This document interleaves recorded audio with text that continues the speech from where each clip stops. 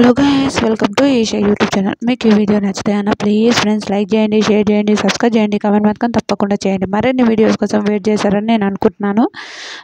రీతు ఆయిష ఏమున్నా పాపం రీతుతో గొడవ పడుతూనే ఉంది.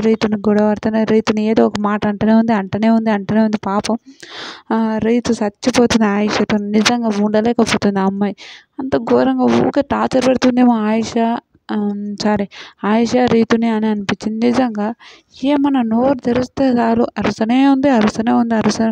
డెమాన్ కూడా రీతుతో కూడా పడుతుంది. అందరూ మాధురి గారు పగబట్టిండ్రు, డెమాన్ పగబట్టిండు, డెమాన్ కాదు రమ్యం పగబట్టింది. వీళ్ళందరూ పగబట్టి కావాలని ఎంత ఘోరం చేస్తున్నట్టు వాళ్ళని పాపం రీతుని.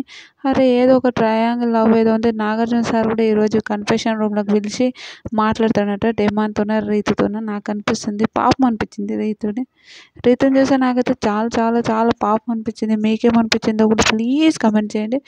నాకైతే అయ్యో రీతుని ఏంద్ర బాబు ఇలా చేస్తున్నారు వీళ్ళు అని ఒక థాట్ వచ్చింది. నిజంగా పాపం నాకు రీతుని చూస్తే ఎంతమందికి పాపం అనిపించింది. రీతు నసా అంటే రీతుతో వాళ్ళకు కూడా పడతారు. పాపం రీతు గొడవడలేక నేను గొడవడలేకపోతున్నా అని ఇమాన్యుయల్తో ఏడుస్తుంది, సంజన గారితో ఏడుస్తుంది, తనుజతో ఏడుస్తుంది, దివ్యతో వీళ్ళందరితో ఏడ్చుకుంటూ పోతూనే ఉందిరా బాబు. భరించలేకపోతుంది రీతు. నిజంగా వీళ్ళతో రీతుని అందరు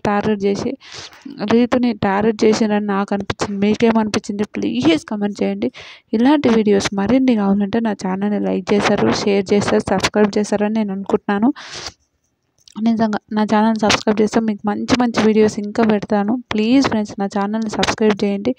ఇంకా మంచి వీడియోస్ అయితే సెండ్ చేశాను. Bye friends.